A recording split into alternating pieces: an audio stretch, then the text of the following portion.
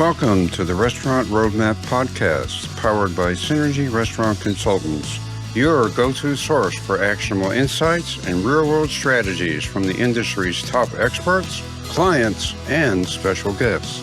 Whether you're building a new concept or refining an existing one, we're here to help you create a forward-thinking, sustainable brand, elevate guest experience, streamline operations, and maximize your bottom line. With decades of hands-on experience, our mission is simple: to deliver practical, proven solutions to the everyday challenges restaurant operators face. Let's dive in and get to work.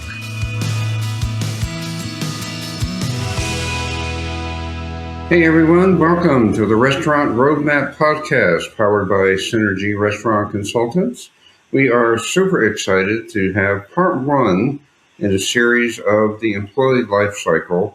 And I'm sure all of you are experiencing labor challenges, finding people, keeping people, training people. So we want to give you a series of ways and pointers and great information on how to find the right people, train them, and keep them. And I think, Amanda, we decided once that somewhere over $3,000 to train a new employee. Does that sound about right, based on research that you've done? It's actually more now. That was a few years back. It's probably in upwards of $4,500 to $5,000. So every time you got to change an employee, and I think managers were north of $30,000, right, to put them through a solid management training program, right?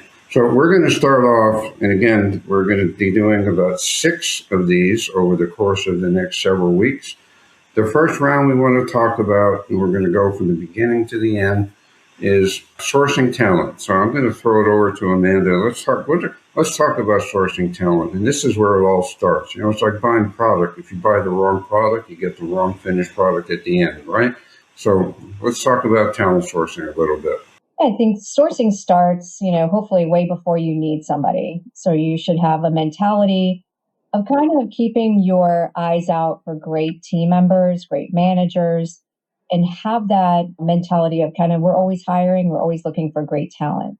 Because even if you don't have an immediate need, you might be looking to potentially upgrade somebody. Unfortunately, we always don't have all A and B players. In terms of sourcing, I have a belief that some of your strongest people come from referrals. I love brands that have a really strong referral program, because the best team members are usually, people are going to refer people that they like to work with. So I like to start there. And then even sometimes we could find people from our regular guests. Our regular guests, if they love us and they're loyal to us and they see the kind of culture we've created for our teams, they might want to come work for us. I'm a big fan of job boards.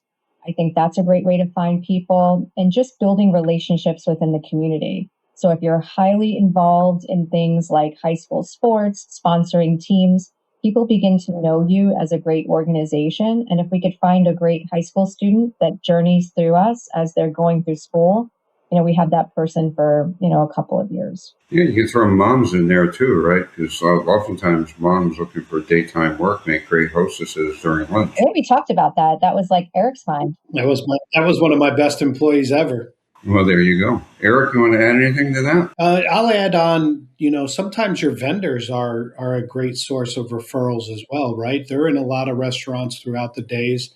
And as they go through a restaurant, they have relationships with people in those restaurants. And sometimes that situation is soured there and they're looking for gainful employment. And those vendors can help you find people like that as well. But as Amanda said, my greatest success throughout my career has always been referrals. The people that work for you and love working for you, they have friends that need jobs. And if you create the great environment where people can go to work, make money, not have the drama, not have to worry about anything, they're going to find you. They're going to come to you if that's the right situation for them. And for me, bottom dollar, best way to hire. Reputation is your most powerful recruiting tool. So we always say that the hospitality world is one of the smallest businesses out there. That's like that 6 degrees of separation. I guarantee you, if you say, do you know so-and-so? May not directly know so-and-so, but I guarantee you, I know someone who knows so-and-so. So I think your current culture and your reputation within the hospitality industry determines how easy it'll be for you to recruit new team members. All right, incentives, bonuses. What does that look like? Is that worth looking at? And give your employees a bonus for bringing in people. 100%, but make it time bound too, right? Don't just give them a huge bonus up front.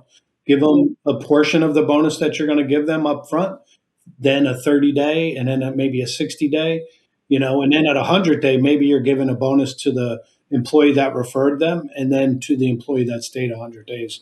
But definitely, it's worthwhile, especially if you're in a jam. If you're fully staffed, maybe not the best business plan to pay out money to add an extra body to your schedule. But if you're in need of people, I highly encourage you to do referral bonuses.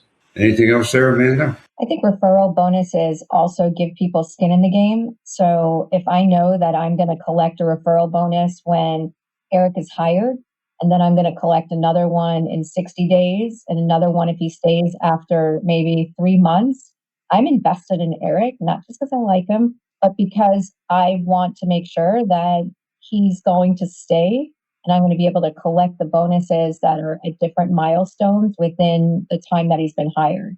So I think creating, some structure and framework around it and almost building that partnership really helps for that employee to assimilate into the culture. Yeah, and you're going to want to help them to succeed, right? So you're going to ride them harder to make sure they're doing what they're supposed to do so you get your bonus, right? That's my favorite coaching, right? Peer-to-peer coaching. That's some of the best coaching you're going to get because they don't hold back. Yeah, so let me ask, there's always different philosophies. We just talk with a client who's going to go out and basically try to steal a GM. So it can be a little dicey sometimes when so what do you guys think about that? Good, bad? How do you handle that? I know, Amanda, you had a suggestion once with that. I'd love for you to share it with everybody. Yeah, I'm not a fan of doing that. I think that your reputation within the community is really important, especially as you venture, as you're opening up a restaurant. What I've liked to do in the past, and I've done it my whole career, is I usually have business cards on me. And when I encounter somebody who's provided really solid hospitality, I'll give them my card and I let them know how wonderful their hospitality was today. And if they know anyone even close to how great they are, I would love to talk to that person. And so that I'm not directly recruiting that person, I'm planting the seed. And if that person's unhappy, it's up to them to reach out to me for themselves. Yeah, so it's a nice subtle way of doing it without really, because you don't want people stealing from you either. So there's this sort of this partnership among restaurateurs. You try to help each other out. Right? Eric, let me ask you. In a lot of instances, there are policies, or should there be, about bringing in family members, right? How do you feel about that? So mixed emotions. I've worked with some a good story coming on here, right? Yeah, I've worked with some great families and I've worked with some tough ones. The one thing I did learn is I'm not going to hire my family to work under me ever again. I've done that a couple times. I've had a couple cousins work for me, and some of them have worked out great, and some of them have not. I have like 50 cousins, so I have a lot to choose from. But within a restaurant, I've had siblings work for me. I've had twins. That was fun, and I've had parents with their children that have worked for me in the past. And you treat each person as their own, and they get hired in that respect. And you're not bringing them on just to bring them on because they're related to someone that works for you. As long as you do your due diligence in the beginning and you hire them on their own merit, I think it's worth it. Were the twins identical twins, or They were identical twins? It was a lot of fun. You were able to tell them apart, I presume, right? Yeah, one of them never smiled, and the other one pretty much smiled all the time. And the one trait that they shared that I wish they didn't was they were both late all the time. It's harder to tell which one's which, right? Amanda, you were going to say? No, I said it was genetic in their bones to be late. Yeah, exactly. Yeah, I mean, the concern that I've had about families is like if one person leaves or you have to discipline one, then you lose all of them, right? So there's always that danger that you don't have a problem with one, you have a problem with two or three, right? So that can be a bit of a problem as well. I'll push back a little bit. I think that goes back to culture. I think a lot of times the siblings or family members, they know when their peer or their family member is messing up, and they'll get on them just as hard as you will because it makes them look bad as well. I fired one of the twins, and the other twin didn't leave. He stuck around. They did a great job for me. So All right. And then the other thing I want to say, and then we're going to talk about recruiting, how, where, all that good stuff. And I think, Mandy, you touched on it, but I just want to emphasize again, we used to always encourage, and when I ran or worked with restaurants, every week at a manager's meeting, we went through manpower planning. Where are we? Are we short? Who's going back to school in September? What are we doing? So we're always ahead of the curve, because as soon as you're not, you start making bad hires, because now you're just trying to, the warm body principle kicks in, right?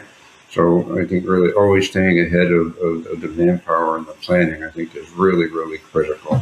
And to your point, Amanda, you just keep looking, right? You always get better. So let's talk about recruiting. Where do we look? How do we do it? What are some pluses and minuses and really good ways to do it to get the best people? So as usual, Amanda, I'm going to start with you, and then we're going to jump in. You're the expert in this field. Yeah, I do a lot of recruiting for Synergy. I believe that, different areas, can leverage different platforms to recruit on. I don't want to, I try to be agnostic, and I don't want to mention any specifically, but I will say that just kind of leveraging one channel. So if you always stay with a recruiting platform, stay loyal to that, because people who want to work for you are going to be checking that job board if they have an interest in your brand. But what I would say about recruiting is speed matters. So the worst thing you could do is place an ad and then very slowly get back to applicants. So if someone applies and they don't hear back, they just assume that your organization is disorganized and then move on. So especially in the team member ranks, when a team member needs a job, they need a job today. They need a job by the end of the week if they start looking on Monday. So if you start with a process that seems really cumbersome, or there's a lot of kinks in the process of getting hired, you've lost that person. They've already made the decision and they're moving on. And then the other thing I'll say is my least favorite thing to see on any hiring platform is urgently hiring. So urgently hiring attracts people that you may not want in your organization, because they know they could smell the desperation in your job posting. And so they think, well, gosh, these people are desperate. I'll be able to get this job. And that's never a position that you want to be in. Yeah. Or maybe they think they can want a bigger salary to start, even though they may not be qualified for it. It gives them the leverage as opposed to you, right? Yeah, and I think employer branding is what you want to do. So, we could take any big brand, and I'll tell you, Chick-fil-A, they have the pick of the litter. And the reason they do is because they have great branding, and they have a brand that people understand the culture, even if they don't work there. It's very easy to identify what culture is within the building, so that, when a young person is looking for a job, they know what to expect before they even work there. So I would always, advocate for brands that focus on telling the story of their brand and their culture versus relying on an urgent hiring banner. Eric, what say you, sir? I don't know how much more I can add to that. I think Amanda hit it right on the nail, though. You don't want to have a disorganized hiring cadence. So you're checking that board, you're getting back to applicants, you're answering, because it may be no now, but that person might fit your need down the road, and it might be somebody you can reach out to then at that point. And you don't want to turn them off to your brand in the moment. So always have a good cadence, be on top of it, and know your needs, right? And really be on top of that and keep up with that. Yeah, and the thing that I always sort of found interesting is we only interview on Tuesdays between 3 and 4, right? And I know I'm getting a little bit ahead of myself in terms of the hiring, but if somebody really great walks in the door, you need to talk to them, right? I mean, and because you're always striving to get the best people that you can get, right? I want to ask one other question, and I'm going to ask you, Eric, because you always feel like you're playing second fiddle here, right? So, promoting, I mean, that's part of recruiting too, right? Promoting from within, offering a plan for people. So talk a little bit about that from your perspective. I always love to promote from within. It gives a lot of people hope, and it gives them something to work towards. It's motivation, especially if you're running a restaurant and it's in a neighborhood, right? You can get younger people and they can start as a busser or a host, and they can work themselves up to a server to go. They depending on where they are in life, right? And then they can they see a path for a future, and it's always better. And then those folks, they stick around 2 3 years. They've done the host role, now they've done the server role, and now all of a sudden you have a front of house manager position open up. That might be where you look to first to fill that role at that point. And now you have somebody who knows your organization, knows your culture, and it really helps you develop people in the long term. If you take somebody, you just mentioned a great server becomes a shift leader. Any thoughts about, now the person is telling people what to do instead of being a peer? And that can be a little bit of a challenge, right? So how do you help someone make that jump? Because that's a big jump, right? Amanda has spoken about this a long time, right? She says it's not the keys; they're not magic keys. If you're going to take someone, you're going to move them from one role to the other. Take that time to develop them and really work with them, work side by side in the beginning, have a good training program so they understand what their new role entails. And it's not just standing in a corner and barking orders, right? You want them to be a leader of your team. You need to show them what leadership is and role model that and really have that training program that gets them the ability to make a couple mistakes here and there, but they're not held overly accountable for it. And you push them forward in that respect. And I think knowledge is confidence, right, Amanda? So if you train them right and you give them the tools, they have the confidence, and then they earn the respect of the people to become their leader versus a peer, right? Yeah, I agree with everything, both you and Eric said. Succession planning starts the day you hire somebody. It's truly understanding where someone visualizes their career in 2 years and 3 years. And so that when you have this person, you're sort of cultivating a path for them organically, and that matches what the brand has to offer. So if you have a true career path, if it goes from host to server to QA to shift leader, that everybody understands what that path is, and you're always filling that pipeline so that you're not making a reactive decision when you have an opening. And then the other thing I would say is the best leaders that I've had the pleasure of working with are never surprised when somebody leaves. So they're already sort of behind the scenes looking to see how they could fill that position because they know that it's coming. Yeah, that's really good. Well, I think that ties a pretty good bow on episode 1 right there. It's looking for talent and then how to recruit it. So we're going to end it there, and we're going to get ready for the next session. So stay tuned. If you have questions, feedback, or comments, always remember info@therestaurantroadmap.com. Love to hear from you. And thank you, Amanda. Thank you, Eric. Thank you, Danny. Fantastic. Happy to be there. Talk again soon. Bye-bye. Bye. Bye. Thanks for tuning in. We hope today's episode gave you valuable insights you can put into action. If you have questions, want more info on today's topic, or need support with your restaurant-specific challenges, we'd love to hear from you. Reach out anytime at info@restaurantroadmap.com and visit synergyrestaurantconsultants.com to explore our services, sign up for our newsletter, and catch up on past episodes. Don't forget to follow and subscribe on YouTube, Spotify, Apple Podcasts, LinkedIn, Instagram, TikTok, and Facebook, so you never miss what's next. Do you have feedback or a topic you'd like us to cover? Contact us. We're here to help make the world a better place to eat.